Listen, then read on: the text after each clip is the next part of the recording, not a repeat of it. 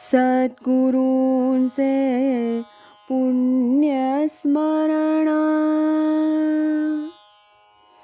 सद्गुरु नाम संकीर्तन,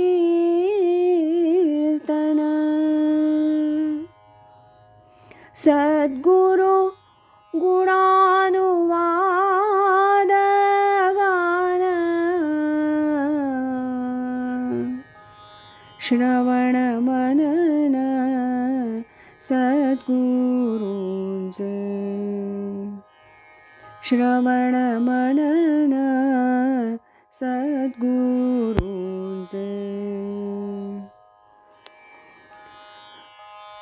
आज ऐकूया स्वामी स्वरूपानंद एक अलौकिक राजयोगी या ग्रंथातील प्रकरण 9 असे प्रसंग असे स्वामी याचा भाग 7. तुम्ही जानवे घातल्यास मी भोजनास थांबतो. स्वामी स्वरूपानंदांकडे पावस मुक्कामी अनेक लोक येत.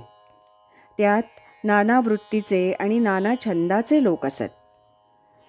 एकदा गोडसे नामक एका रामदासी संप्रदायाचे कडक आणि नैष्ठिक साधक स्वामी दर्शनास म्हणून पावस मुक्कामी आले.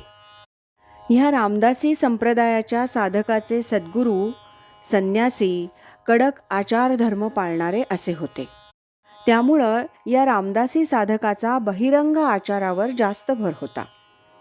स्वामींनी ह्या रामदासी साधकाला मोठ्या प्रेमानं सांगितलं, जायची घाई नसेल तर इथे भोजन करून जा.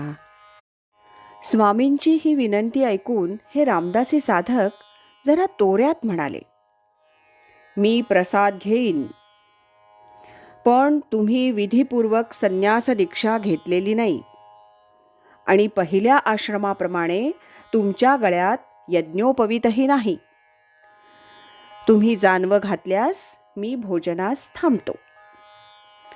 स्वामींनी ठीक आहे असं म्हणून एक यज्ञोपवीत आणून त्याच्या समाधानासाठी ते धारण केलं. रामदासी भोजनोत्तर निघून गेले. आता ह्या नैष्ठिक मंडळींना काय म्हणावं? चतुर्थाश्रमाच्याही पुढची एक श्रेष्ठ अतिवर्णाश्रमी अशी सहजावस्था असते. याची या मंडळींना कल्पना आहे का? प्रभू दत्तात्रेयांनी पंचमाश्रमोयम असं ज्याला म्हटलंय त्या पंचमाश्रमाचं भूषण असे पावसचे स्वरूपानंद स्वामी होते. आणि गंमत अशी की ह्या रामदासी बुवांचे जे सद्गुरू ते परमपूज्य स्वामींना तसंच मानित. आता पुढचा प्रसंग. मला सिद्धी प्राप्त झाली आहे हे जेव्हा कळलं तेव्हा तिथेच थांबलो. स्वामी स्वरूपानंदांचे एक बालमित्र डॉक्टर बाबाराव देसाई यांनी थट्टेनं स्वामींना एकदा एक प्रश्न विचारला होता.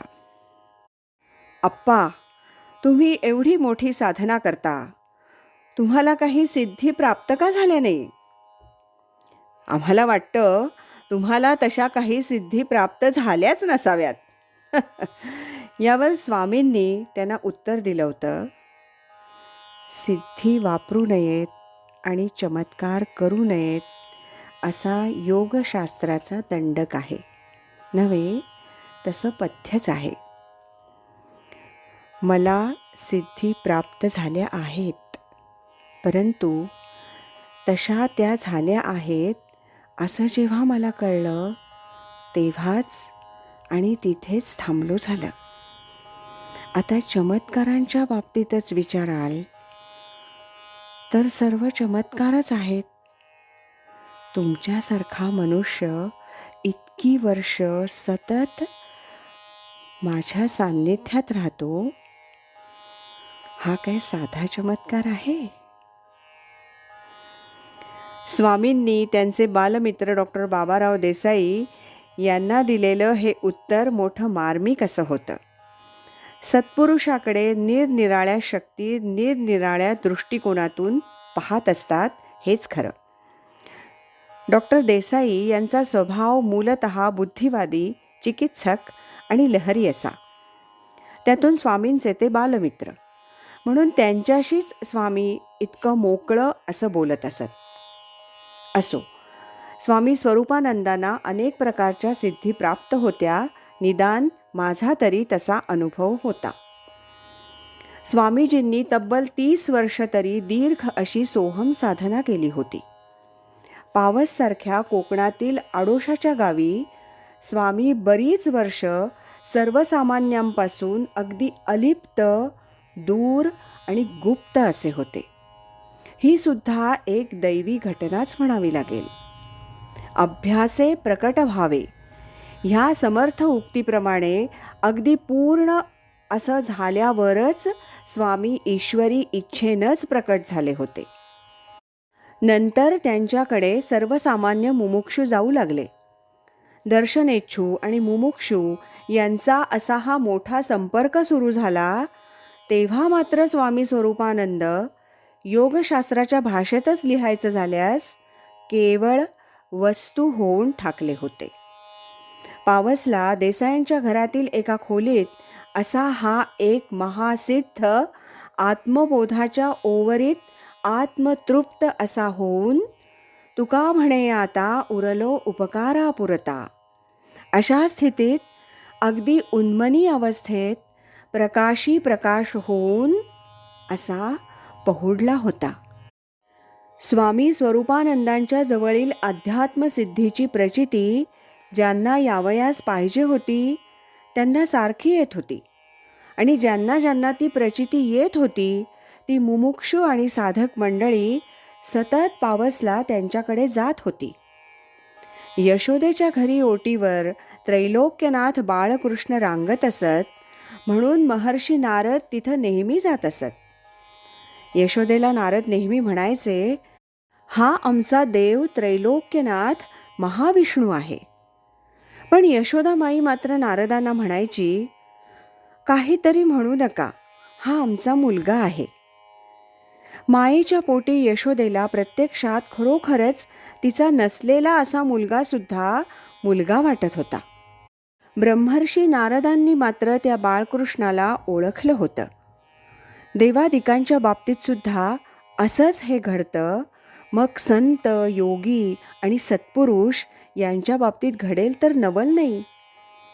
असं जरी असलं तरी खरा भक्त जसा देवाला ओळखतो, तसंच खरा साधक योगशास्त्रात अधिकारी असलेल्या खऱ्या सद्गुरूला निखालस ओळखतो. त्याला त्या ठिकाणी खऱ्या स्वरूपाची अशी गुरुप्रचिती येते. अगदी या नियमानंच योग्य अधिकारी पुरुषांनी, साधकांनी आणि भक्तांनी स्वामी स्वरूपानंद आणि त्यांच्या मागील गुरुपीठाला, सिद्धींना उत्तम प्रकारे ओळखलं होतं. आता आप्त इष्टांनी, मित्रांनी आणि ग्रामस्थांनी त्यांना त्या प्रमाणात ओळखलं नसेल तर तो संप्रदायाचा दोष नसून तीही एक लीलाच म्हणावी लागेल. असे प्रसंग असे स्वामी या 9व्या प्रकरणाचा हा होता भाग 7वा. उद्या ऐकूया याचा भाग 8वा. श्रीमद सच्चिदानंद सद्गुरु श्री स्वामी स्वरूपानंद महाराज की जय.